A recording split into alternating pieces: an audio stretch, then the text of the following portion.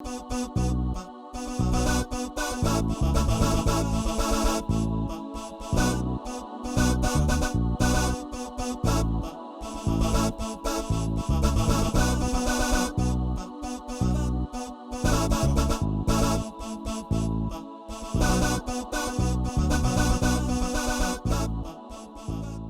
the other thing is that we need to humble ourselves. No matter how important you are, no matter what you know, no matter what level of education you have or wealth that you have, then you should humble yourself in front of Allah subhanahu wa ta'ala. And without respect, we would not be able to live together. Within ourselves, starting from home to the workplace, to schools, to the streets, even to the level with the creations of Allah subhanahu wa ta'ala in this universe. We have the rich and the poor, we have the knowledgeable and the ignorant, and we have different types of individual in our society. But the fact of the matter is that no view of our contemporary world is complete without a fair and balanced knowledge of Islam. Hola, Ricardo Escobar, fuertemente los soluciones Barnaballo, cortamente seguro corta. Hola, lei suerte. It's one of the things I like about it, you know. So I feel like, wow, really cool. Well, he said, oh, let's come to eat. And he brought out the rice. All looked the mountain of rice. A mountain of rice and the meat. And the meat and some dates. And there was all these flies around. Anyway, and he said, oh, please, welcome, you know, let's eat. And I said, yes, okay, carry on. I said, look, I'm not feeling... Oh, my son, greet everyone you come across, whether you know them or you don't, as greeting brings love between people.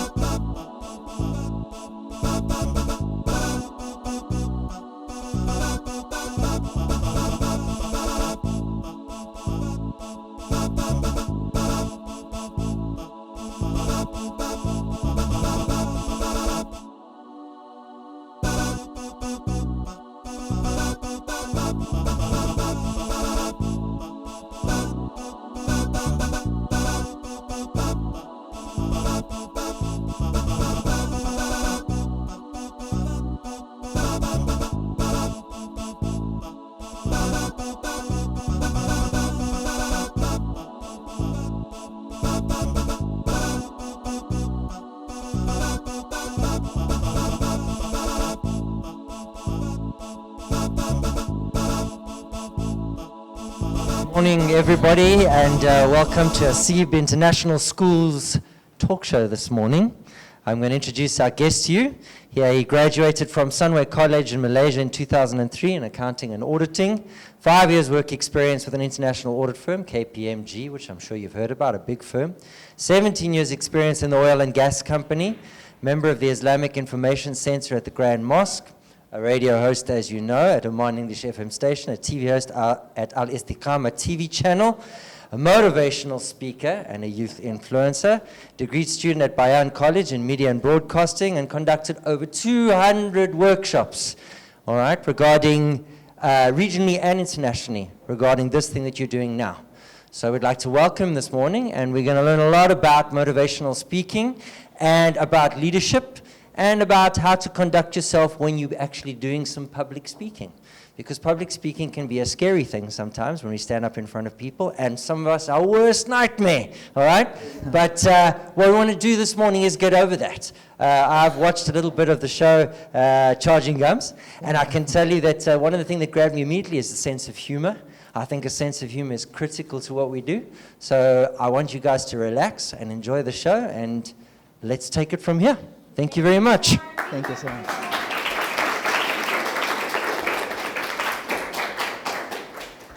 Okay, Bismillah ar-Rahman ar-Rahim. In the name of Allah, most gracious, most merciful. All praise be to Allah, the Lord of the heavens and the earth, and peace and blessings be upon our beloved Messenger Muhammad sallallahu alaihi wasallam. To start off, I would like to thank the administration of the School for inviting me here to be part of the show. And I'm very glad to see all of you. And I hope I would learn from you as well today through the questions and the interaction. And let us have a wonderful time. Yeah, can I see some smiles? Why are you grumpy? Okay, we're going to start with the questions. We have our students here.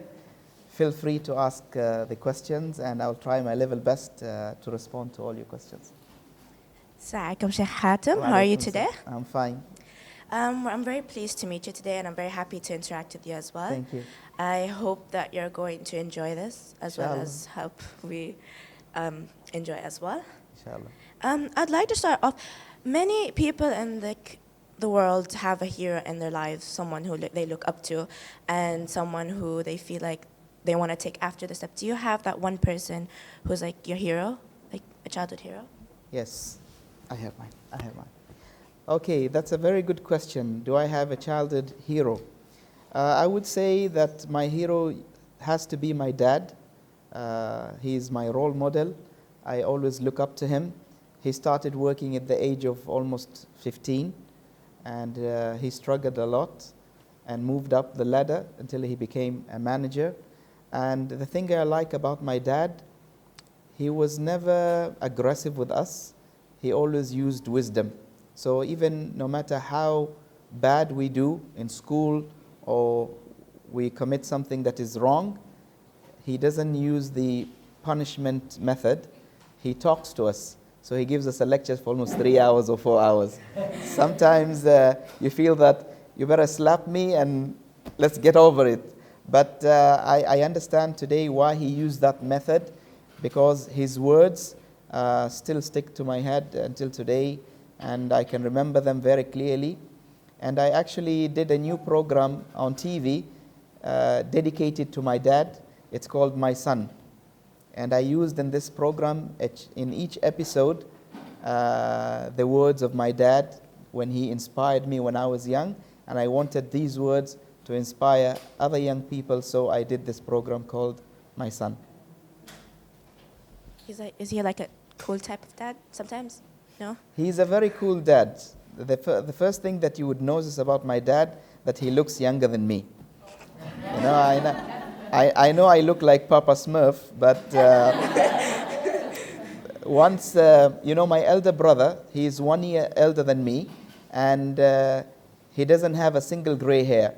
So once we were, me and my dad and my elder brother, and we were at the airport paying the fees for the parking. And suddenly my dad turned and looked at my brother and he said, "Oh, my son, you have one gray hair now." And I looked at my dad and said, "What's happening?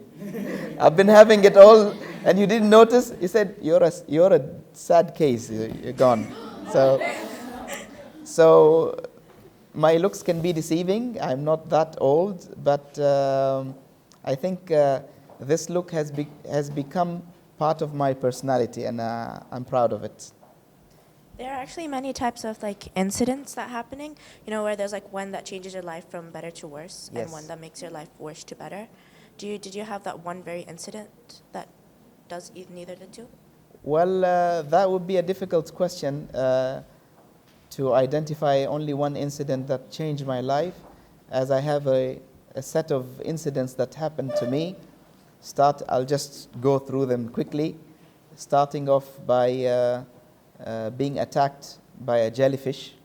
I went swimming with my brother and we were attacked by a jellyfish, which changed my life, because until today I'm suffering. I cannot have prawns, lobsters and calamari. I can only have normal fish, because whenever I eat seafood, I have to be rushed to the hospital.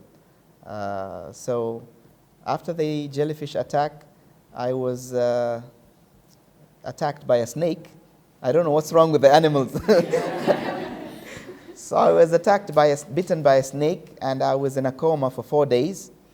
And then I was drifted by the cyclone Guno. For you who remember, in 2017, there was a cyclone that hit Oman. 2007, sorry. A cyclone hit Oman, and I was in my car the day that the cyclone hit, and I was drifted by the wadi, and I think I'm like the cat. I have more than 7 lives or 9 lives. Yeah, so alhamdulillah, I'm still here. And then once I was also working in the oil refinery, and I was sitting at the end of the room doing some engineering drawings, and our instructor was teaching the other students how to drill. And suddenly the drill broke, and the drill bit, it flew like a bullet straight towards my direction, and it hit my face, and it went through my cheek. And it was like, so these are some of the things that happened to me. And I also got lost in Hajj. You know, in Hajj you have like more than 2 million people, and I got lost, and I was about to die. So there are a set of incidents that happened to me that really made me change my perspective of life and what really matters in life. Alhamdulillah, you're here. At least you can experience our Alhamdulillah. amazing school. Alhamdulillah. Alhamdulillah. Speaking of school, what did you study when you were younger? You mean in school or Yeah. after school? In school, I went to normal public schools. I went only to, I started off in grade 1 in a private school, and then grade 2 the first semester, and then I moved to a public school. And since then, I was in a public school. And after graduating from high school, I didn't score enough marks to get a scholarship or to enter university. At that time, it was very difficult, very challenging. I scored almost 81% in my high school, but it wasn't good enough to enter university at that time, so I had to work. And then after many years of working, I decided that education is the most important thing, and I gathered all my savings and I went to Malaysia, and I did a professional qualification in accounting and finance and auditing, and then I came back in 2003. Did you have an ambition in your life, and have you achieved them yet? Or The ambition that I had in my life was to be the funniest man alive, but that didn't work out.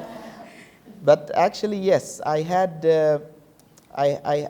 3 ambitions that I wanted to achieve in terms of profession, in terms of studies, in terms of career.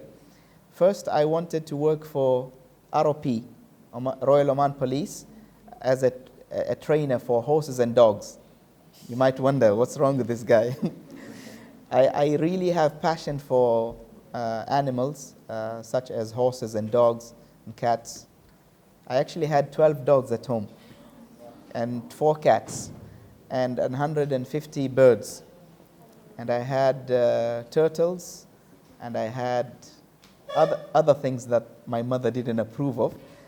So that's the first ambition, ROP.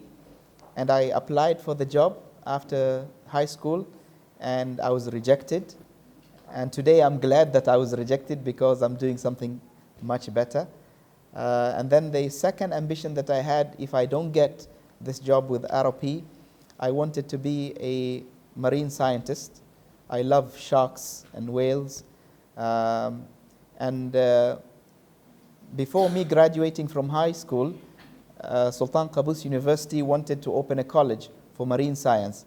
And when I graduated, they postponed opening that college. So I didn't get to go to and study marine science.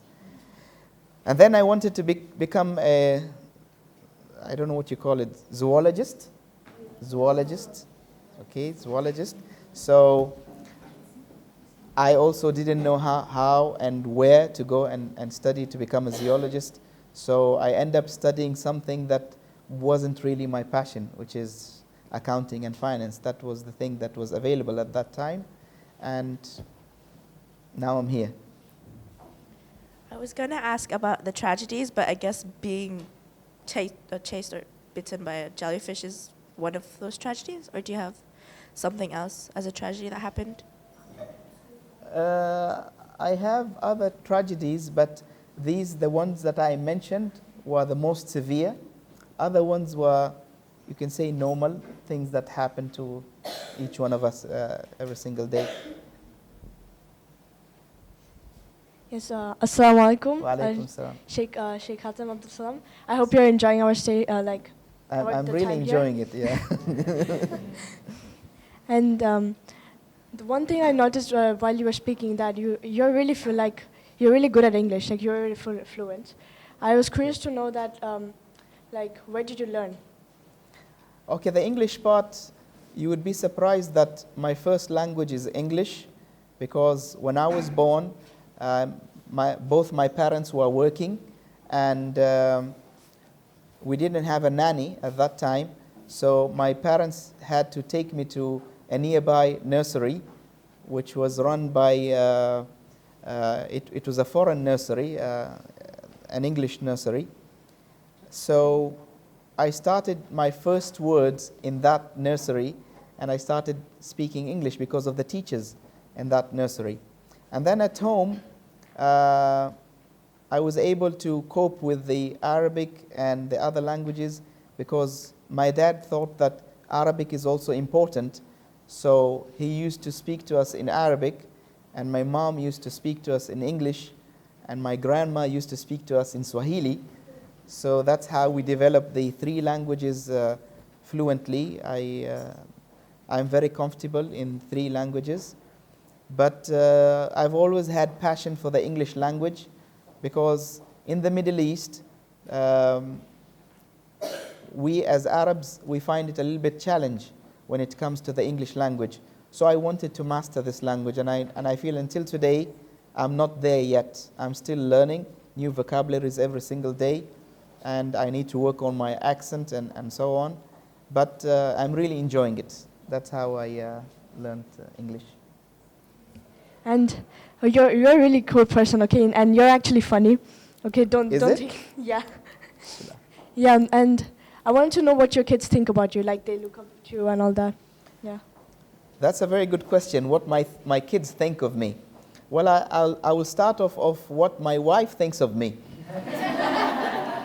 Well, sometimes she's embarrassed that I'm her husband, because I'm a clown sometimes. Oh, I'd say most of the times at home, I'm never serious. And we have 3 kids. I have 3 kids. And my wife she considers that she has 4 kids, and I'm one of them. Because I believe in having fun in every single thing that we do. And I'm always funny, all the time. Even when I'm really upset. Some people, when they're upset, they go to the gym. Some people read books. Some people, watch TV. Some people eat sweets, chocolate, when they're stressed. But the way I give away my stress is by sense of humor. So I really, it's becoming part of my life. Even my friends at work, they're very comfortable with my jokes. Sometimes I could say, I would give an example. I would call my daughter. She's 13 or 14, and I would say, "Come here. I want to talk to you about something very important." And she would be like terrified. She's never seen me like this, and she will start to recap what did she do wrong. And when she comes here and she said, "I want a hug," and she's like, "Come on, stop! You're putting me on my nerves. Don't do this." But this is how I am. I always joke, and I feel that's the best way to win people's hearts. And and I also wanted to notice, the first time I saw you was on Charging Gums, and you were really funny and all that. Yeah. And I wanted to know more about about your life and all that. And what did your faith and beliefs add to your life? Faith and belief. Yeah.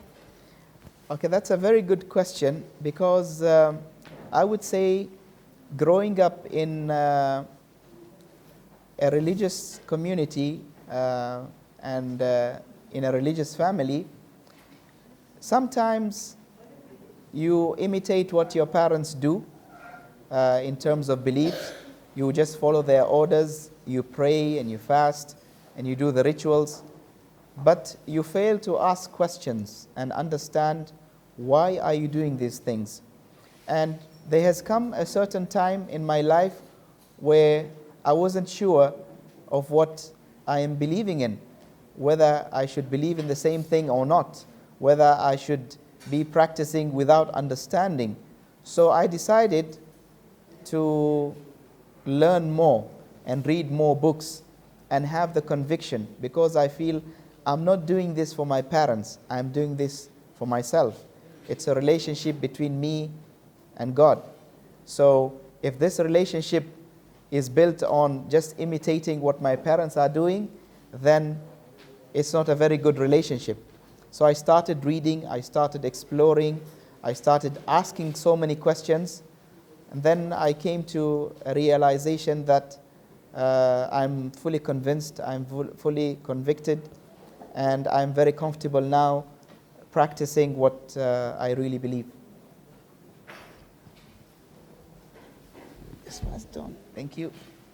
Barwani, it's your turn. Assalamu alaikum, Sheikh Hatim. Wa alaikum salam. I'm very happy that you are here today, and I would like to ask you some questions that I'm really excited to ask you. I feel like it's an interrogation. No, it's not an interrogation. What were and are your hobbies? Like, do you still do your hobbies that you've done since you were a child? Yes, what were my hobbies and what are still my hobbies? When I was young, I was an artist and I really loved to paint. Unfortunately, I did not continue with that because of one of our relatives. I was really good at art, and one day my uncle came into our house and he saw me painting and he said to me, "What are you doing?" And I said, "I'm painting." He said, "Painting is for girls. You shouldn't do this. You should play football and do things that boys do." And since that day, I stopped. And I only came back to paint after 25 years. Just recently, I started painting again. So I think sometimes members of our families or friends or relatives, they might say something that is not true. And we don't need to let go of our passion just because someone said something negative about it. We need to continue with what we love and, create goodness through what we are doing. Because I think that if I continued art since those days until today, I might have been the next Leonardo da Vinci or something. But I'm just Hatim. And I also used to collect coins and banknotes.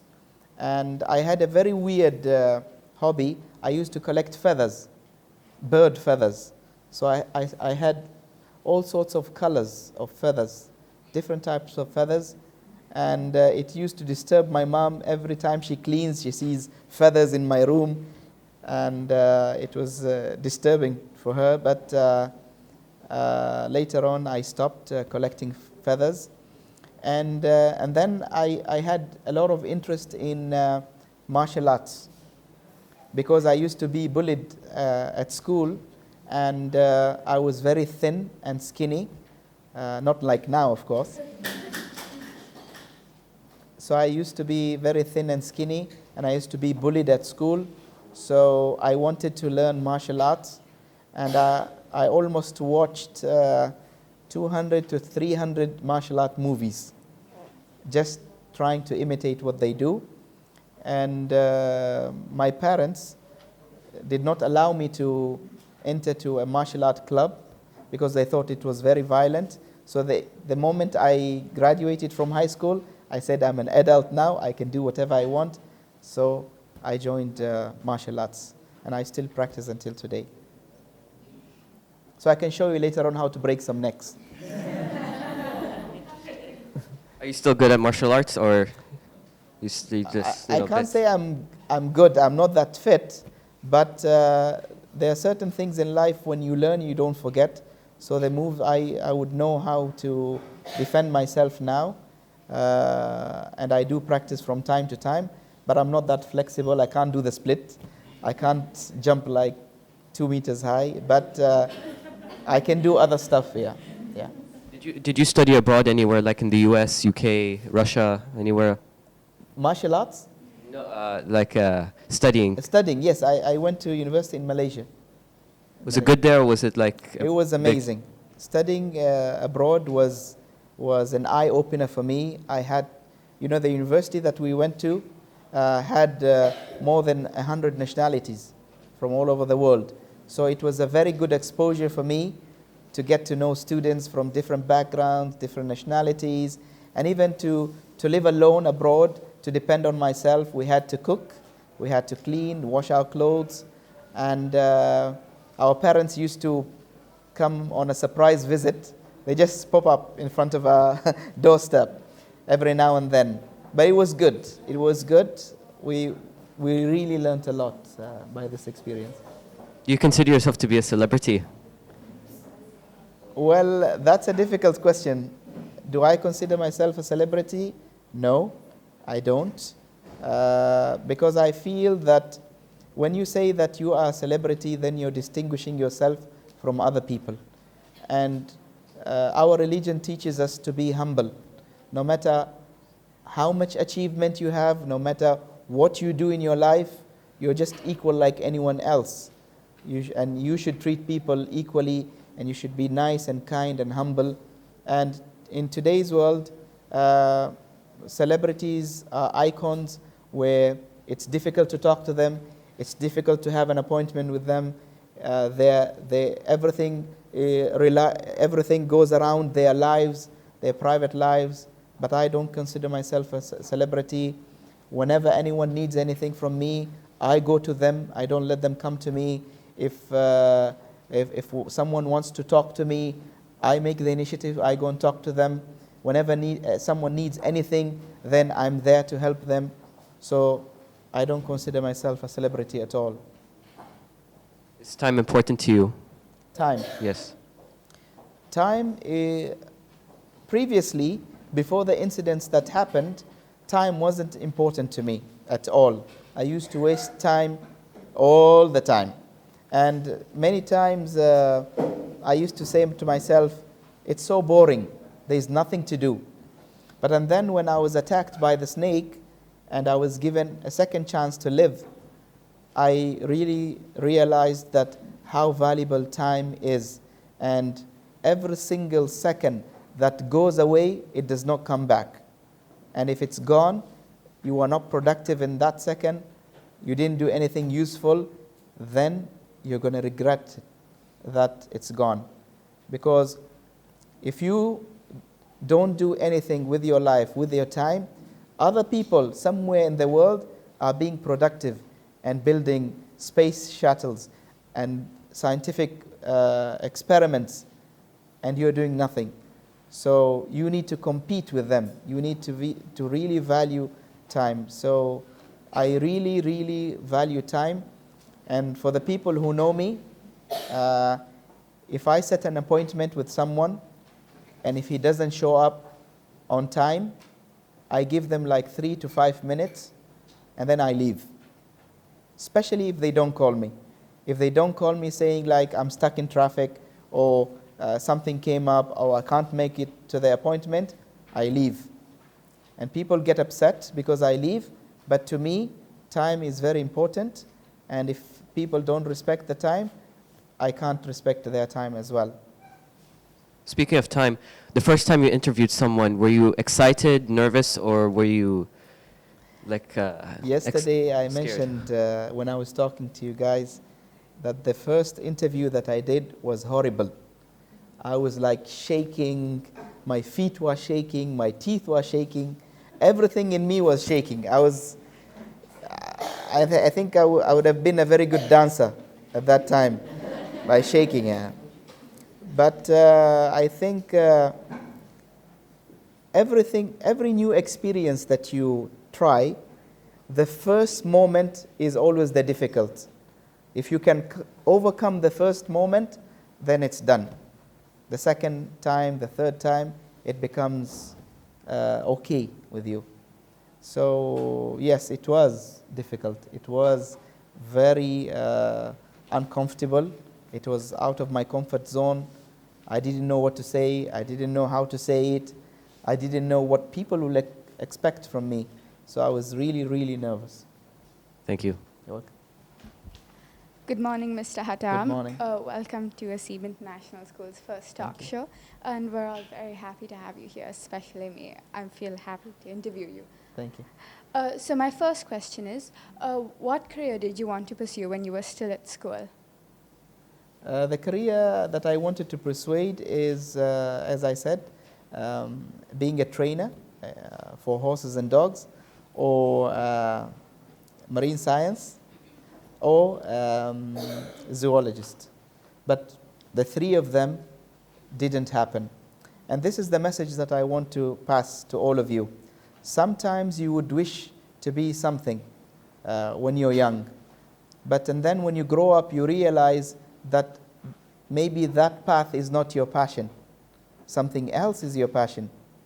I realized later on that I would have been miserable doing the three choices that I wanted, and I'm better off in what I'm doing now. When I went to university, I studied finance, but I quit working in the finance department because I felt it is not me. It doesn't reflect my personality. I don't know if you have been to the finance department. All the people in the finance department are very serious. They don't smile. They are, focused in the numbers, in the screen. They have all these piles of paper on their desk.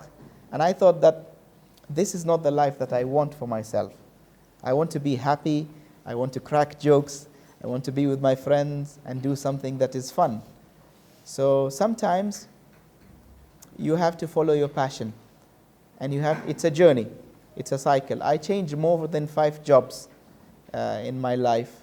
And every single step, I realized that there's something about each step that I take.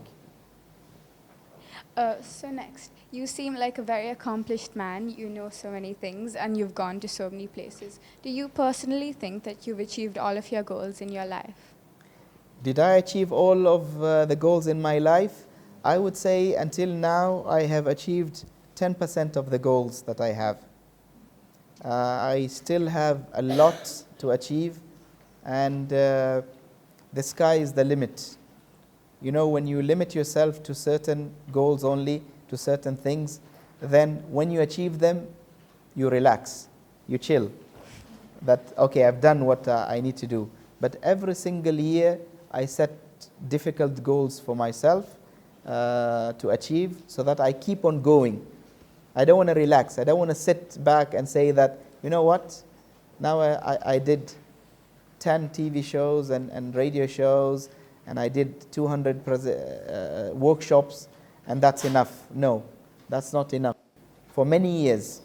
And 2 years back, I started programs in Arabic that I didn't do before. I challenged myself. And this year, alhamdulillah, I started doing programs in Swahili. I also challenged myself. And maybe, you never know, next year I might do it in Korean or something. So for my final question, why do you enjoy working with children? Why do I enjoy working with children? Very simple, I'm one of them. Yeah. I think it's fun to be a child or a young man or a young woman, because you're free of constraints and responsibilities. You speak up your mind, you have fun. When we were young, we wanted to become adults. But when you become an adult, you realize that it's not so fun. Yeah, there's a lot of responsibilities, there's a lot of things that you have to do, and you wish if you can go back and have as much fun as you were younger. So when I see my kids running around, when I see them having fun, I envy that. I want to be like them. I want to have fun. So I decided that, you know what, I can have a switch button on me that I can switch. I can become an adult when I'm with adults, and I can become a kid when I'm with my kids. Yes, thank you, Mr. Hatim. Thank you.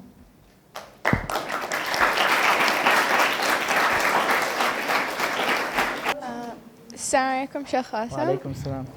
My name is Sharmin. I'm from grade 8B. I'm so pleased to meet you. I heard so much about you from Miss Sabina. Thank you so much. I hope you like what we have here for you today. I'm enjoying it so far. Now, a lot of people get motivated by a lot of different things. Like some people could get motivated by you, or some people get motivated by your show. What is the most motivational moment of your life? The most motivational moment of my life is when I'm able to touch someone else's life, when I make a difference to someone else, when I say something and it changes their perspective about things, when sometimes as human beings we have our ups and downs in life. Sometimes we're very happy, very positive, and sometimes we're down. We have low self-esteem. So when I get to speak to people and change their mindset and make them feel better, that's the best feeling that I have. And really, it drives me to go on and do more for people. Now, a lot of people have many different dreams. And like you said in the last time, dreams can change all the time. Yes. Was this your first dream, motivating people and giving du'as? That's a very good question about dreams. Was this my first dream to motivate people? Actually, the funny part is that when I was young, I had very low self-esteem. I was terrible in communication skills. I was a very isolated child, very shy. I couldn't even speak to my parents. Whenever we have relatives coming to our house, I would just go out the back door. I couldn't sit with them and communicate. And my only wish in life was for me to be able to talk to my cousins, to talk to my parents, to be able to be comfortable in talking to people. But and then throughout the journey, I realized that, you know what? I'm dreaming very small. I can expand my dream and not only talk to my parents and talk to my cousins. I can talk to whomever I wish. I can talk to the people of Oman. I can talk to the people around the world. And I've traveled so many countries, and I've spoke to more than 10,000 people at once. And that really gave me an inspiration that, you know what, I shouldn't dream small. I need to dream big, and I can do it. Whatever you can think of, it can happen. Don't let anyone tell you that, you know what, you can't do this. The moment you think that you can't do it, then you really can't do it. And I would also love to learn and read about successful people. And these successful people, not necessarily that they are famous, but they might achieve something that is amazing. I'll give you an example. We have a colleague at work who is almost 140 kgs, and he decided to lose weight. So his friends, they said to him, there's nothing special about losing weight. Everybody loses weight. He said, but I have a bigger goal than just losing weight. He said, my goal is to lose all this weight and win the Dubai Marathon, running 40 kilometers and win the gold medal. And he lost the weight and ran the marathon and won the gold medal of this marathon. So people like him, he's not a celebrity, nobody knows him, but the way he was determined and achieved his goal, that is the best lesson that I can learn in life. That's very inspirational. Now I see the beard, and most of the people ask me, is it real? And I said, when you pull it, then you'll know it's real. And I know that a lot of sheikhs usually have beards. And do you call yourself a sheikh, or how did you become a sheikh? And do you teach the Quran? Okay, let us get one thing straight first. I'm not a sheikh. I'm just like anyone else. And the the beard part, you know, when I was younger, I used to watch a lot of this old series about history, about the Arabs before Islam, you know, and I used to be amazed by their gowns and their long beards and their personalities when they speak. So I always wanted to be that sort of personality with a long beard and that presence. And then I came to know that our religion encourages us to grow our beard, and all the prophets since the time of Adam, Abraham, Moses, Jesus, Muhammad, peace be upon them all, they all had beards. And all books of history show that the great people, the scientists in the past, the scholars, the philosophers, they all had beard. So it's something that is good to have. So I decided to keep a beard. But what I didn't know is that it's going to be very itchy. So when I started first growing my beard, it was like, and then I got used to it, and then I realized that I can't just grow it and leave it just messy. I need to look tidy and clean and trim it and keep it neat. So I have certain rituals to take care of the beard. I comb, I have special shampoos, conditioner, I blow dry my beard, and sometimes my daughter do this for me. Yeah, that's the story of the beard. And finally, I think that this question is one of the most important questions. Yeah? I didn't respond to your question of being a sheikh. I'm not a sheikh. I feel that sheikhs are scholars, people with a lot of knowledge, and they can give opinions about the religion. I haven't reached that stage where I can give an opinion on the religion. I consider myself that I'm a student of knowledge, that I can only tell you the basics. And I don't want to be a sheikh. I want to be like one of you. Because the moment I distinguish myself as a sheikh, then you would be terrified talking to me. You would be scared. Or you would keep a distance between me and you. And I don't want to keep a distance between me and you. I feel I'm one of you. And finally, the final question I feel that is very important. Yes. Not only for me, but also for the audience. How do you respond to people who hurt you? That's a very good question. How do I respond to people who hurt me? To start off, did any one of you get hurt in any point of their life by anyone? Don't do this, do this. Yes? Yeah? So it's a common thing, right? The only difference is how you react to that when someone hurts you. And throughout your life, people will hurt you, whether by words, whether physically, whether in any other way.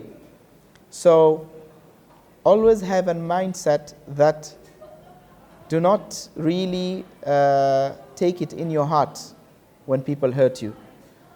It's better for you to ignore them and continue with your life. Because if you don't ignore them, they will always stick to your head and your heart, and you will always think about it, and it will hurt you even more. And the years will pass by, and you keep on continuing feeling that. Sometimes I get people on social media, on my personal accounts, they come and say very nasty things about me. And I just smile, and I tell them, thank you. Thank you. And they don't show up again. And if you have a positive attitude towards people who do bad things to you, then you would really achieve a lot. Okay. Thank you. Thank you. Yes, so as we all know about your talk show, Charlie Gums, Yes. yeah, I watch a lot of talk shows, and one thing I noticed about them, that I was, like, my whole life, I was wondering about this thing while I was watching talk shows, Yes. that do they have time to like to talk to their friends and like their contact with their families and all that. Yes. So do you have any close good friends? Are you like still friends with them? Okay, regarding the talk shows, you know, when you watch my talk shows, the way I am on stage is exactly the same with my friends. And most of the people whom I invite in my shows are actually my friends. So we are exactly the same. And I tell my friends when they come on the show, we don't have a script. We don't have, pre-questioning. We don't discuss the topic. They just come, they speak up their mind, and I crack jokes, and everybody laughs about it, and we leave and we go home and we make a wonderful show. Because I realized in the past that a lot of people are doing shows, but they are sort of artificial. They are not, people are not being themselves. So I thought, how can I make this interesting? I just be myself. I don't want to pretend to be someone else. So that's regarding the shows. And regarding my friends, I have a few of my friends who were with me since I was a child, but the majority of them, I left them. And I left them for a good reason, because I couldn't benefit from them, and they always put me down. They always say negative things about me, and I don't want negative people in my life. So I decided to let go of them. Okay, thank you. Welcome. Assalamu alaikum wa rahmatullahi wa barakatuh. My name is Hatim Al Abdissalaam, and we are pleased and honored to have you here in the school in our very first talk show. And as you're an entertainer and motivator and inspirational to the young generation. Do you like what you do? Do you like your job? Do I like my job? Your current job. My current job. You mean the profession that I do? Professional, yeah. My current profession is in the field of social responsibility. What does social responsibility means? It means helping people, helping community. So our company, they dedicate an amount of money for the community. So we build schools, hospitals, we cater for the needs of people who are physically challenged or mentally challenged. So part of my job is to care for these people and be with them and support them. And this is part of my character. And I really enjoy what I do. And if I didn't enjoy what I do, I wouldn't make progress. I wouldn't be efficient. I wouldn't continue in doing, because it's a very good question when you ask, because I used to be working in the finance department and I really didn't enjoy what I'm doing. So I decided, you know what? I'm not going to continue with something that I don't enjoy. Change it. Yeah, so I changed it. So, and this goes to all of you. When you become adults and you go to the workforce, make sure you choose something that you really love and you have passion for. If you don't have passion for something, you will just be like a zombie. You just go to work and come back and nothing will really be achieved. Speaking of the beard, as Sharmeen said, me and my fellow male friends, do you have any tips for growing beards? Because if I have the same beard, we might look the same because we are all wearing glasses, and imagine we have a beard, we all look the same. So what tips do you have for us? Okay, I would say when it comes to beard, the first thing that you should remember is the personal hygiene, because your looks really matter. If your beard is like, roots, yeah, then it doesn't look good. And people will not really, they will judge you from the first attempt. So always, if you decide to grow a beard, make sure, first of all, you grow it for the right reasons, and then you take care of it, and you have to be patient, because I promise you, the beginning is going to be difficult. It's going to be really itchy, You need to wash it every single day. You need to use special oils. You need to comb it. You need to groom it and take care of it so that it is presentable. And the thing that made me continue with the beard, of course, regardless the religious side, people started really respecting me with the beard. Whenever I go somewhere, they really respect me. I don't say that we shouldn't respect people without beard. We should respect everyone. But what I noticed is that I got more respect from people from around the world, not only Oman, when I had beard. There's something about the beard where people really respect you. And the other thing is that it always reminds me, because I started growing it because I wanted to be like the prophets. So whenever I want to do something wrong in my life, I think twice, because I consider myself an ambassador. I have a message and people follow me. I'm a role model. So if I don't behave in a certain good way, people will say that, look, you know, he is a role model, he follows the prophets, and he does this and this and that. And I don't want to tarnish the reputation of our prophets. Thank you very much. Welcome. Assalamu alaikum. Wa alaikum assalam.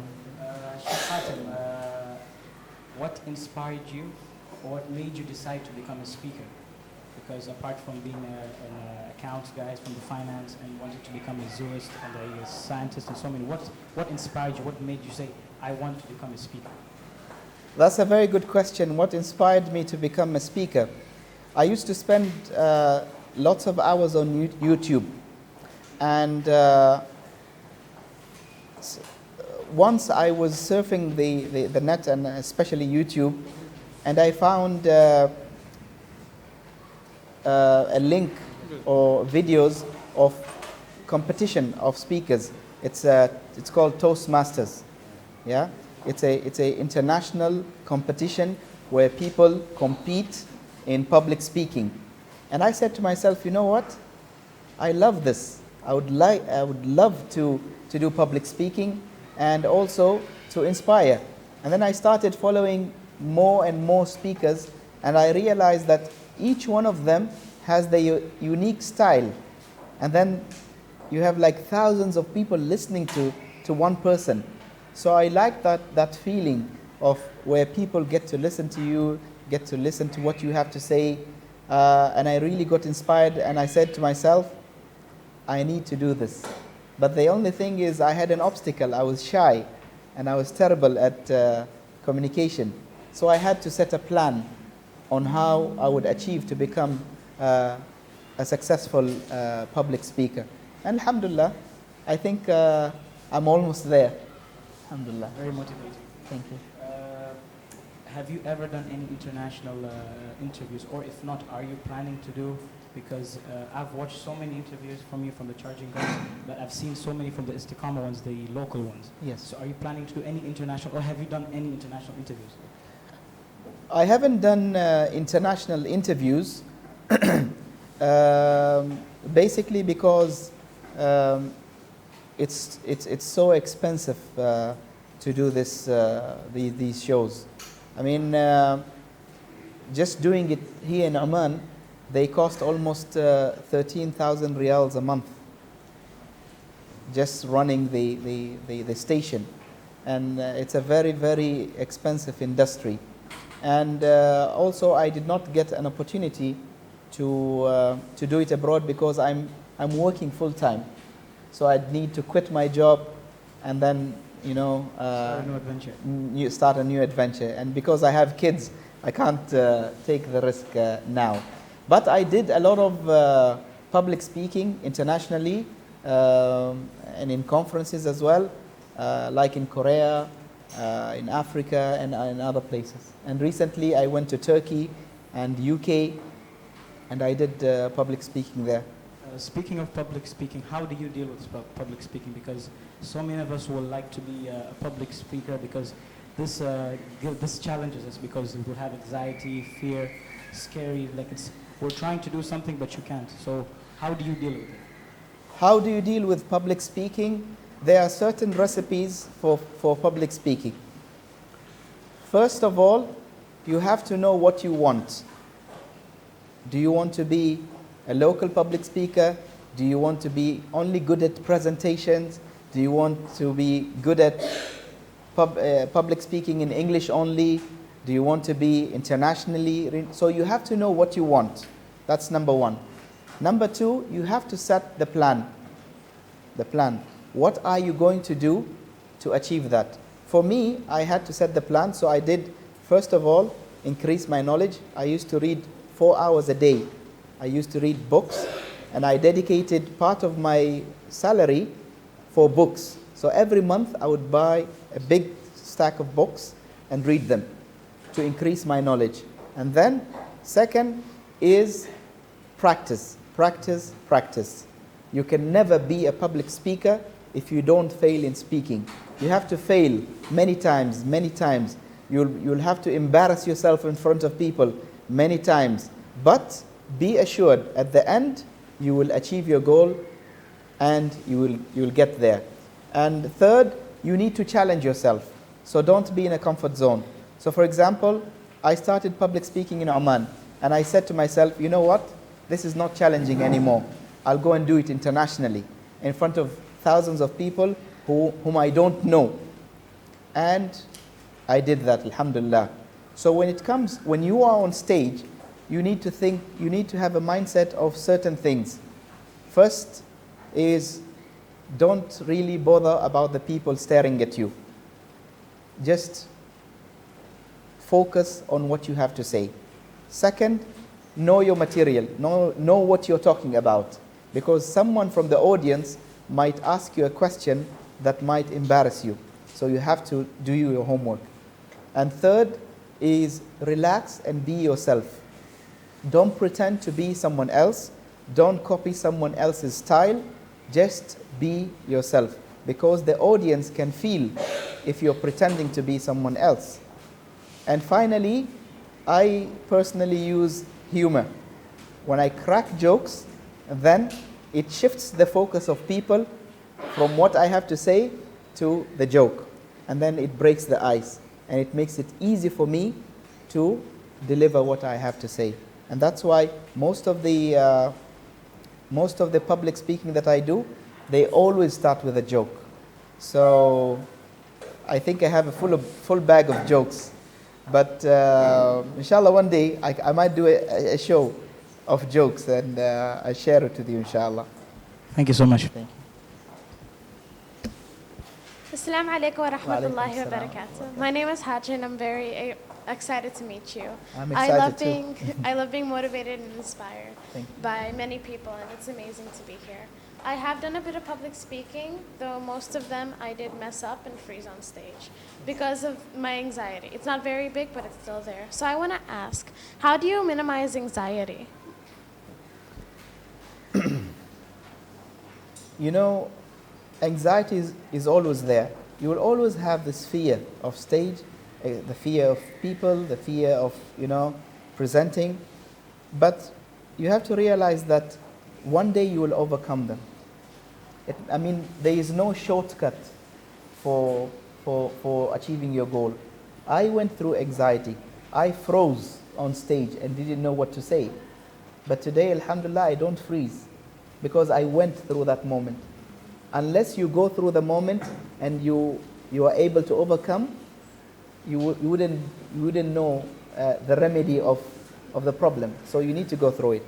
And when I started public speaking, I said, if I'm going to speak in public, in front of people I know, I will panic, because I know them. So I used to go to far villages in Oman where people don't know me at all, and I go and practice my public speaking there. If they laugh, if they mock me, I freeze, then nobody knows me. They only know my first name. But if I do it in front of my friends, my family, and I freeze, I'm going to see them every single day. It's going to be embarrassing. So try and practice your public speaking in front of strangers. Okay? I have tried doing that, and I froze up in front of the Minister of Education, which wasn't a good thing. So you'd love to help a lot of people. What motivates you? What makes you say, I want to help these people? Why do you go out of your way to serve others? That's a very good question. Why do I help others? The very simple answer for this is that I never got someone to talk to me when I was younger, and I struggled. I learned the hard way, and I don't want everyone else to struggle as well. That's why I feel if I have a few people in my life inspiring me and motivating me, I would achieve a lot. And that's why I try my level best, starting with the young ones and the adults. If I can help in any way, if I can add anything to you, if I can inspire you in any way, I will never hesitate and think twice. Because I remember through this difficult journey, I had 1 or 2 people who really believed in me. And one of them is the reason why I'm in the radio today. He just came to me and told me, you are the right person to do radio shows. And I thought that that's crazy, that's madness. I can never be on the radio show. But he believed in me. And because he believed in me and God made it easy for me, I was able to achieve my goal. That's an amazing friend. I hope you two become friends stay friends in the future. Inshallah. Speaking of the future, where do you see yourself in 5 years? Where do I see myself in 5 years? I'm planning to quit my job soon, inshallah. And I want to build a huge boot camp for young people. I want to buy a huge farm where it has all sorts of entertainment, a camp where young people can come and spend time and learn things. And I would have a team of experts in sports, in nutrition, in crafts, in computers, in games, in everything that interests the young people. And I want to run this boot camp. And I feel in Oman, we lack such places. We don't have places where young people can go and be themselves and learn something. So the way I see myself, I don't want to continue doing TV shows and radio shows. And that's the reason why I'm studying now media and broadcasting, so that I can train other people to do this. And I can focus on building the next leaders of the society. That's amazing. I would totally join if my parents Inshallah. allow me. In I just need to get the money. Yeah. In 5 years' time, you'd probably already graduate your university, right? Yes. But when Miss Habenda told me that you were in university, I thought, why are you still in university? Didn't you graduate before? Yeah. And you graduated in 2003 already, and you Yes. have a career, a wonderful career. Why are you studying again? That's an interesting question. Why am I studying again? And most of the people, when I tell them that I'm studying, they are very surprised, and they ask me again and again, because I already have a career, I already have a qualification, and I'm 40 years old. I have kids, I have everything that I want. Why am I studying again? First, there is no limit for knowledge. You know, the Prophet, peace be upon him, said, seek knowledge from cradle to grave. So until the moment you die, you're still seeking knowledge until that end, the last breath of your life. There is no limit for knowledge. This is number one. Number two, when I went to university first and I graduated in 2013, I went there because of my job, because it was a requirement for my job. But now I'm studying something that I love, and I'm doing it because I want to learn. And the third thing is, I'm in the filming business. I'm always in front of the camera. I'm really curious to know what happens behind the camera. The job that these guys are doing, you know, the lighting, the sound, the editing, all this is so interesting to me. I would love one day to produce a film and be the director. So without having the knowledge, I can't do that. Yeah, and surprisingly, when I went to register for this college, I entered the college, and the person at the reception, they asked me, "Are you here to register your son or daughter?" And I said, "No, not my son and not my daughter. I'm here to register myself." And he was like, and then he said, "Okay, I know a lot of retired people who still continue their studies." And I said, "I'm not retired. What are you talking about?" And when I walked in the class the first day, the eldest student in my class is 19 years old. And they were like, what is this old man doing here? And it took them a while to digest, what am I doing there? First, they thought I was part of the college faculty and I'm here to inspect. And later on, they saw me submitting assignments and doing quiz and answering questions, and they were still confused. And they came and talked to me and said, why are you studying? And I had to go on with the story again and tell them why I'm studying. That's amazing. Thank you. With your studies and everything, you do a lot of writing, right? Yes. So do you have any writing abilities, and what do you use those writing abilities for? Do I have writing abilities? One of the trades where for people who are shy, the people who are shy and emotional, they want to express themselves. And they can't express themselves through communication with people. So they express themselves through writings. And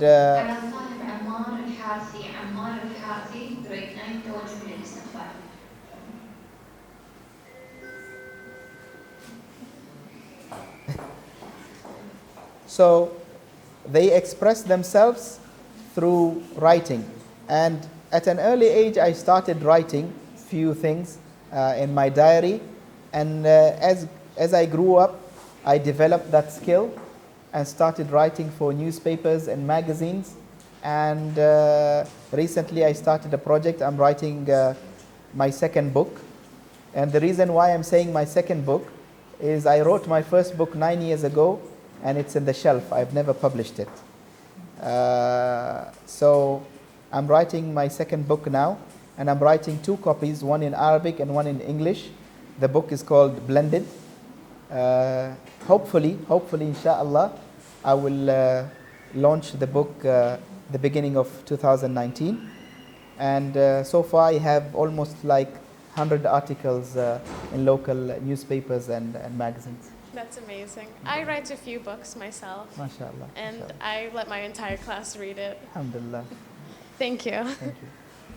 Good morning again, Good Mr. morning. Hatim. For my next question, social media plays an important role in children's lives today. So what is your honest opinion on social media? Social media. Okay. Social media, I love the idea of social media because it opened the horizon for all of us to connect. But social media is like anything else, that it's a sword with 2 edges. Either you use it in a productive way or you use it in the other way. And I found that I need to get into social media to expand my message, to deliver my message to more people. So I have a Snapchat account, I have an Instagram account, a Twitter account, Facebook, YouTube, and I use them all the time on a daily basis to post my messages, to post my lectures, my talks. And I have a lot of, not as much followers that other people who are on social media, but I have a principle that the very few people that you inspire is more than enough. You don't need to have like 500,000 followers for you to inspire people. And a lot of people today in social media, unfortunately, they have taken this platform to advertise themselves. So they take pictures of what they eat, they take pictures of what they dress, where they go, and they make other people feel bad because sometimes people are less privileged. People might not have something to eat, and you're bragging about what you're eating, what you're wearing, where you're traveling, and so on. I find that really offensive, and I find that that is not utilizing the potential of social media in goodness.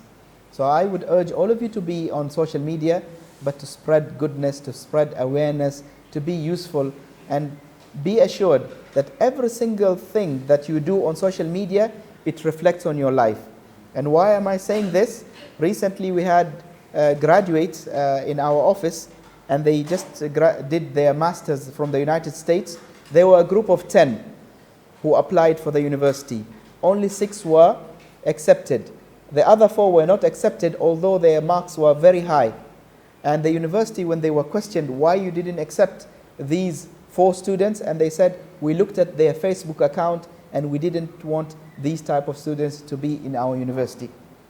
And even as employers today, our company, when they want to employ someone, even if you have a degree, you are very good at what you do, they go and look at your social media account. And if they find you are not a stable person, as someone who is not inspiring, someone who is, has another side of you, then be assured that you'll not be recruited. I hope I answered your question. Yes, Mr. So my final question is, this question is for all the people who want to be public speakers here today. What advice would you give them to help them? Okay. One of the first advice that I would give for those who want to become public speakers is don't repeat the mistakes that we did. When I started, there were few role models that I had in public speaking, and I used to imitate them. Even when I speak, my friends would say, "Oh, you sound like so-and-so." And that really irritated me. I didn't want to sound like someone else. I wanted to sound like Hatim. So when you want to become a public speaker, make sure that you are being yourself and you're not a copycat of someone else. That is the first thing. The second thing is have an objective. Have an objective of why you want to be a public speaker. If you have a very strong objective that leads to goodness, then be assured that God will make it easy for you, and you will fly, and you will be amazing, and you will achieve this goal. But if you want to be a public speaker, to be famous, to be known among your friends, to be a celebrity, then sooner or later, people will find out that you're fake, and you're going to disappear. Thank you, Mr. Thank you.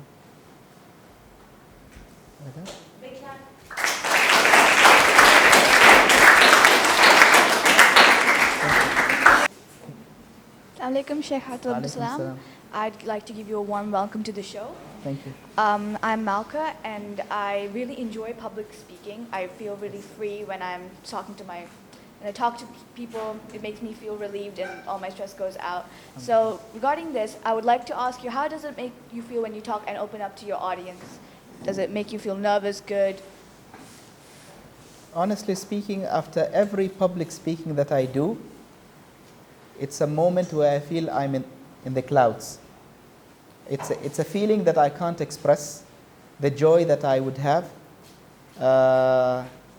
And if I knew in the past that doing public speaking will make me feel this way, I could have started long time ago. Just finding the audience in front of you clapping and happy and very, very satisfied with what you have said is a very, very amazing feeling, very good, amazing feeling that you can experience. And I can't express it in words, but unless you try it, then you will know how it really feels. So we all know here that you're very talented, we can see. I'm not so sure about that. No, you are. You can feel it. But what do you think makes you so unique? Everyone has their own. What makes me unique? Of course, the beard. I think that every single person on this universe is unique, as God has not created carbon copies. Each one of us, even the twins who are born at the same time, each one of them has something unique about themselves. So being unique is natural, but developing that uniqueness is more important. So when it comes to me, I heard a lot of people who talk about me or write about me. They say that I'm always myself, and that's a unique quality. I never try and pretend to be someone else, and it's difficult in this world not pretending to be someone else because people will judge you. So I'm not afraid for people to judge me. I am only concerned not to disobey Almighty Allah. As long as I know what I'm doing is not wrong and I'm doing good, then I don't really care of what people think about me. And I think this is a unique quality about me. And the other unique quality about me is I like to have fun. I can't imagine a day that passes by without me not being happy. I enter the office in the morning, and you know, some people are very grumpy in the morning. They haven't had a mug of coffee. So once I entered the office, it was around 6 in the morning, and I was in the lift, and then my friend came in with his cup of coffee, and I gave him this big smile, and he looked at me, you know, with this frown on his face, and he said, "Why are you excessively happy early in the morning?" I said, "Why not? Yeah, why not? This is who I am, and this is an inner feeling inside me. I can't help it not to be happy." And the people who know me for the past years, I think even my wife have never seen me angry or very upset. One of the things that I do when I'm really, really, really upset and I can't really, hide it, I go to sleep. I sleep for hours. When I get up, it's gone. The smile is back. So we all know you for now, that you have a really great sense of humor. Do you have any tips for being funny? Like, what makes you so funny? Why can't we be so funny, as funny as you? I think when it comes to the sense of humor, you have to be observant of everything around you. So the sister asked me here previously, do I have jokes? I don't have like scripted certain jokes. I make jokes of the environment around me. Whatever I see, I immediately turn it into a joke where people, can laugh about it. So once I was in a conference, and this conference had a lot of doctors presenting, and I was the only one like different. So I was on stage, and all these doctors and medical staff were waiting for me to speak. And I said, what am I going to say now? Everyone is staring at me. And I had to think fast of something that will make them laugh. So I noticed that it's a coincidence that I was wearing white dishdasha, white turban, white rings, and white watch, and white sandals.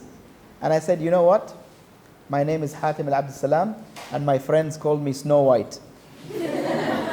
And they all like cracked, and that was it. That was a joke. I never thought of it before. I never scripted it. It just came through that moment. So every time you need to be funny, it's a skill. Look at the people around you. And what I do is I don't joke, I don't mock other people, I mock myself. And that is a better level of humor, when you mock yourself and you don't humiliate other people in front of you. So I don't mock other people. I try my level best only to crack jokes on myself. Okay, we already know that it's 2018, and this question is quite late. But what are your 2018 resolutions? One of my 2018 resolutions is what I'm doing today. I've so far, this is the second school I visited in 2018, and I have another 3 or 4 schools, and also I did 2 colleges. So the previous years I used to focus on the adults, in workplaces and hospitals and companies, but I said 2018 is for the people I love the most, the young people. So I intend to do this throughout the year.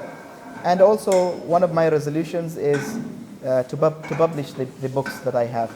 I want to finish them and get them out so that people can benefit out of them, inshallah. So you're achieving your goals. That's mashallah. That's very nice. Alhamdulillah, alhamdulillah. And so I want to ask you about talking about goals. Is it really important to set the goals before you achieve them? if you don't write them down, if you don't write down your goals, you don't set them, you don't set a timeline, you don't set how you're going to achieve them, they're just going to be dreams and they're going to vanish and disappear. I have a lot of dreams and goals. The ones I documented, they happened. The ones I just had a fantasy about, they never happened. I recently was cleaning in my house. I have a library, and I found a document. It was a CV. I have written the CV in 1994. And I noticed that there is a thin line in that CV saying, I would like to have my own TV shows. That was documented in 1994. And I realized today, because I've written it down, I had a plan, I was able to achieve it. But other things, like I wanted to become a personal trainer for martial arts, I've never documented that. I've never had a plan for that. So it wasn't in my focus. So anything you don't document, you don't have a proper plan, you'll never achieve. Thank you. Okay. Yes, so as we all go through hard times in our life, like we all go through like many of the parts when we need to like make our own decisions. So I wanted to ask you this: what was some hard decisions you have made in your life, and like you're glad you did? One of the hard decisions that I made in life was the decision to change. I don't believe that people can't change. And today, some of my friends who know me in the past, they say it's almost impossible how you have changed. My parents were living in Salalah for 6 years, and they left me alone because I was working here. They left me alone, and when they left me, I was this shy, isolated person. When they came back after 6 years, I was this TV star. And they were like, are you the same person? Are you our son? What happened to you? What happened to you? Until today, they question and ask, what happened? Is it possible someone to be 360 degrees different than what they were? And I would say that nothing is impossible. Nothing is impossible. If you believe in yourself and you have a goal, you can achieve it. So work on your goals, work on your passion, and never let people decide who you're going to be. You decide who you want to be. Thank you. You're welcome. Assalamu alaikum. Wa alaikum salam. My name is Ahmed Saleh Al-Marjabi. I'm currently a 9th grade student. And I have to say that it's an honor for us to have you here.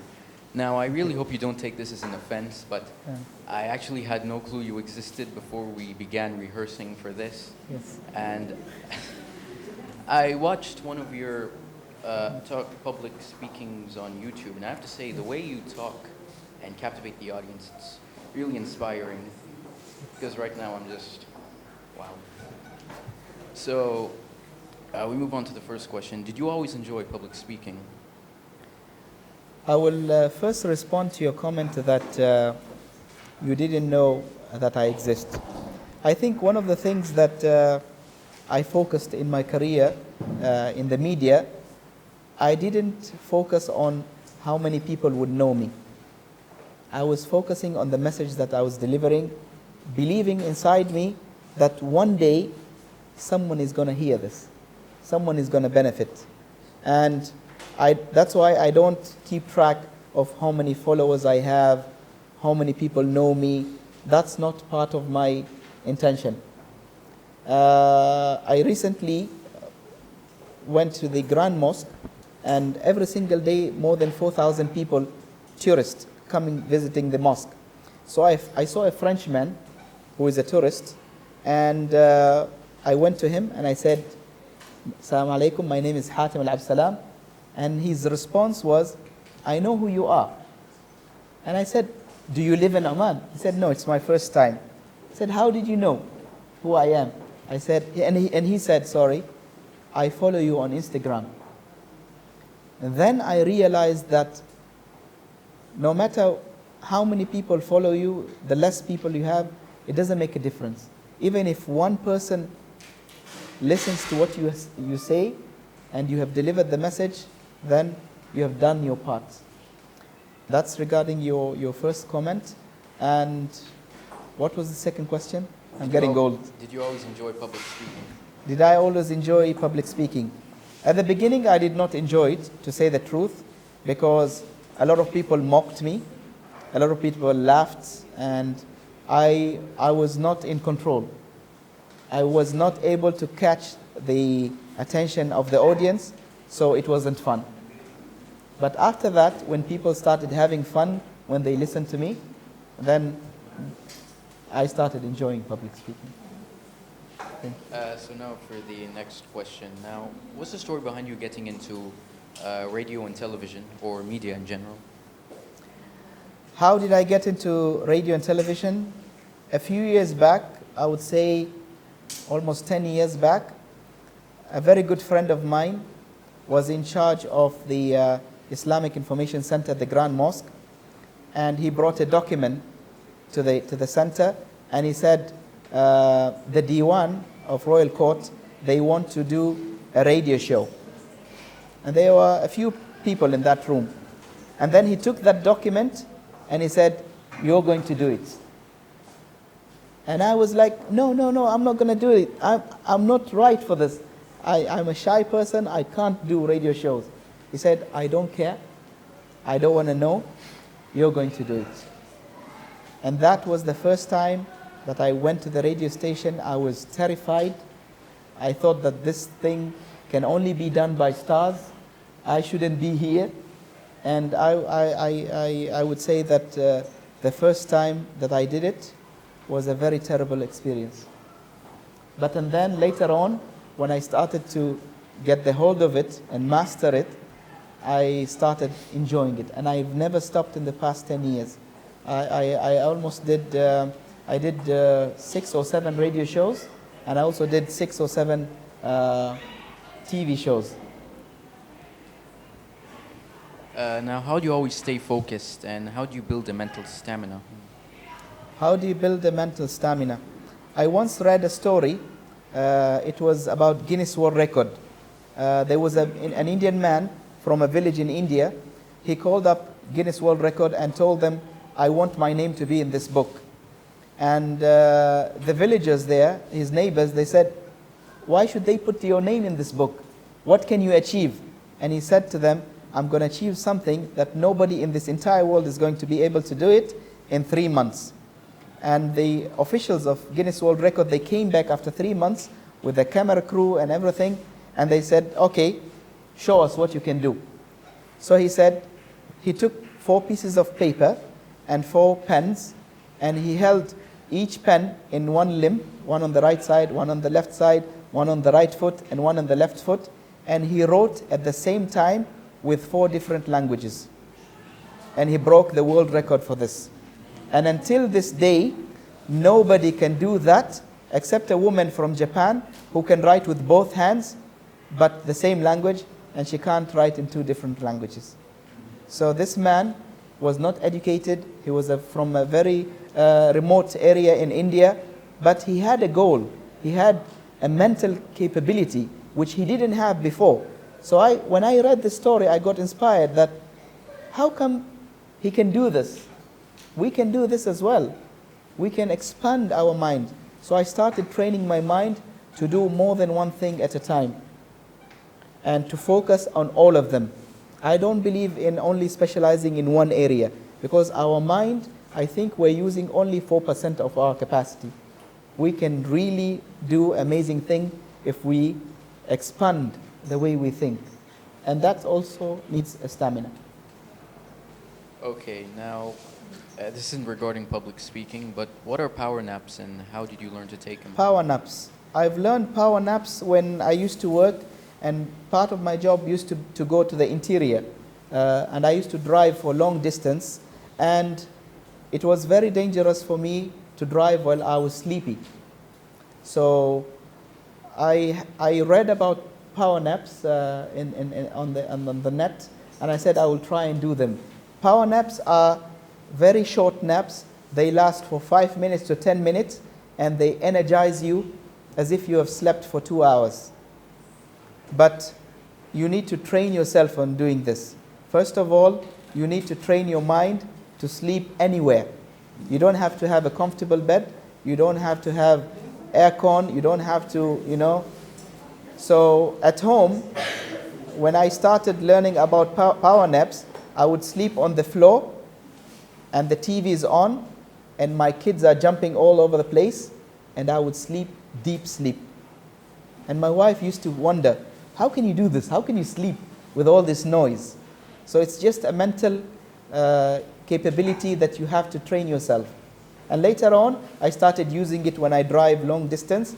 I just stop the car and sleep for 5 minutes and then continue driving to the rest. And it helps students on the days of the exams. When you have exams and you really want to study all night long, you have to train yourself how to do that. And doctors also use this. They work very long hours, so they have to do power naps.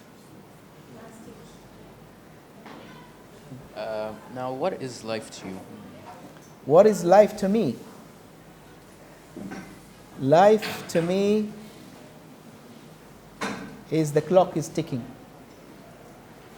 Life to me is the clock is ticking. Because I went through many death incidents. After those incidents, I realized that I have not achieved a single thing before these incidents. I was literally nothing and no one.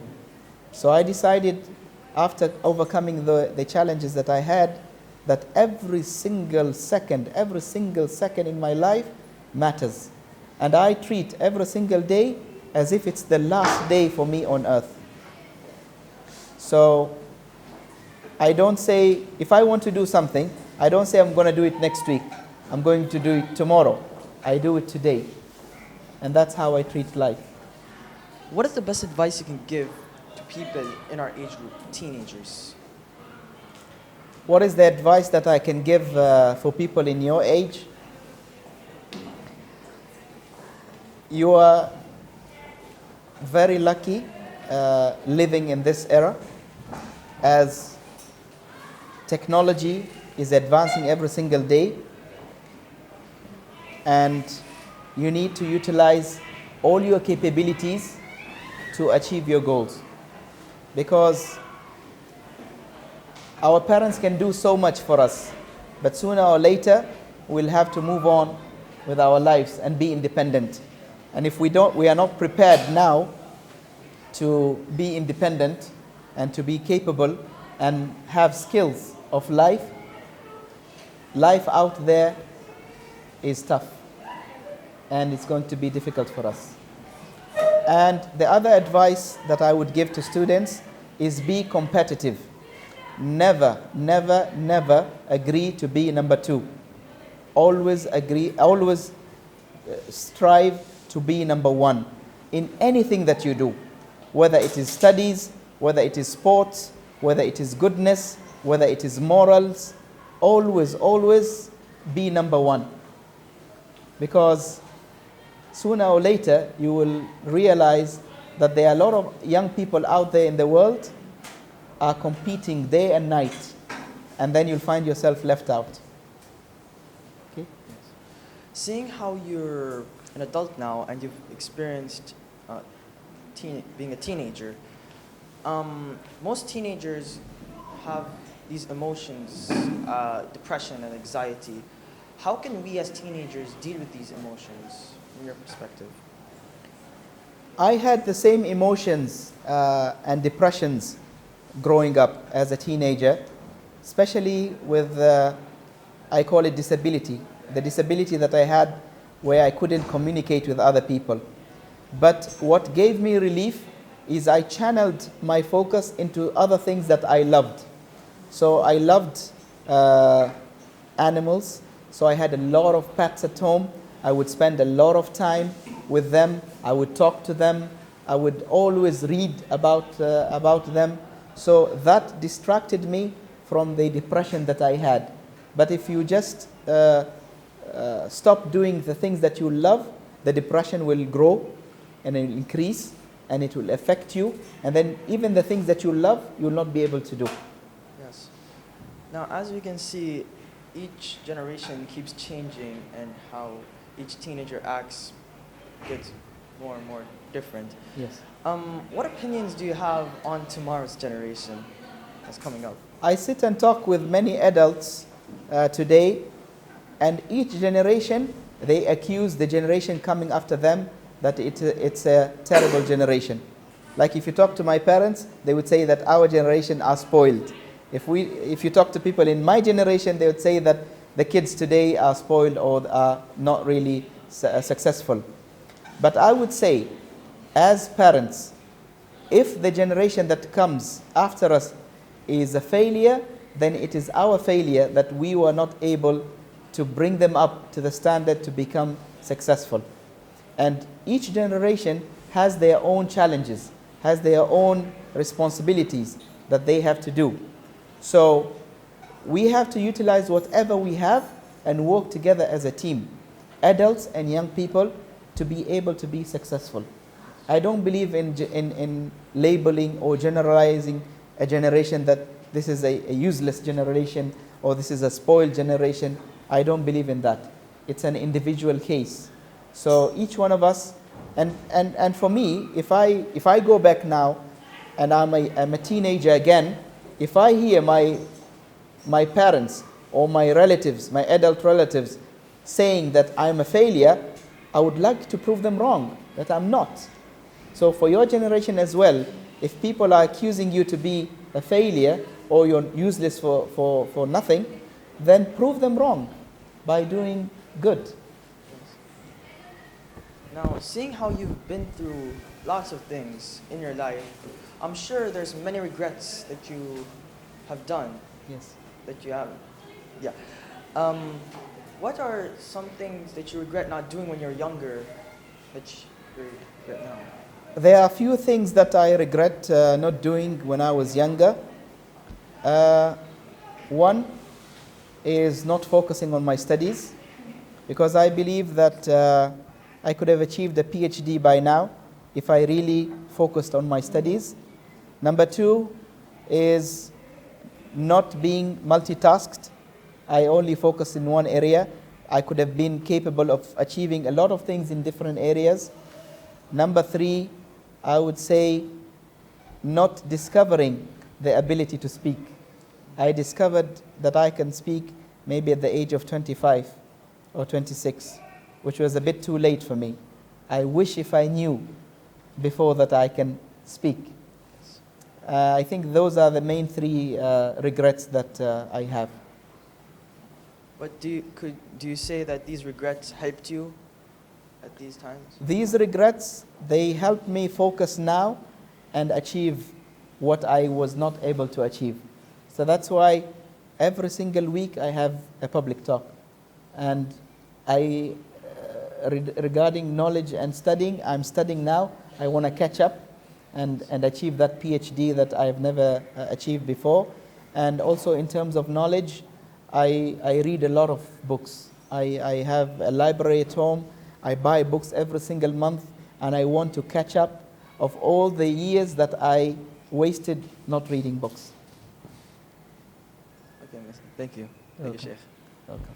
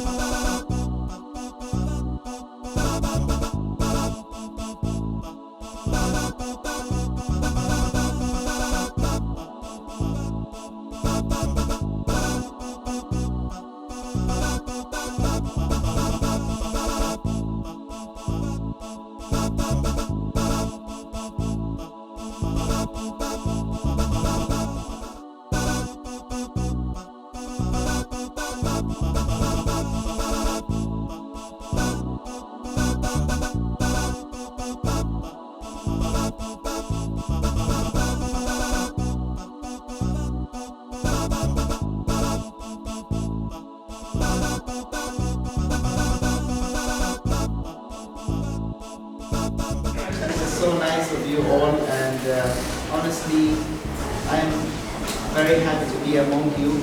I'm very happy that you gave me this opportunity to be with you, because it shows that you love me and you're interested in what I have to say. So I hope you enjoyed what I said, and one day I would like every one of you to be on the seat, to be a role model, to be an influencer for others, inshallah. Absolutely.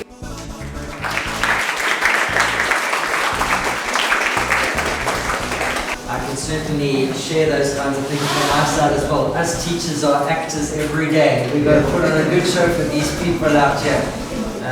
So all of these things you're talking to us about, I've learned a lot about that as well.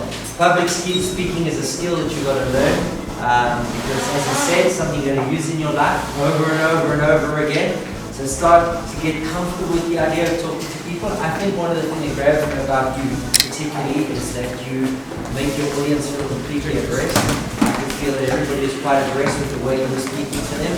You make yourself vulnerable, you make yourself...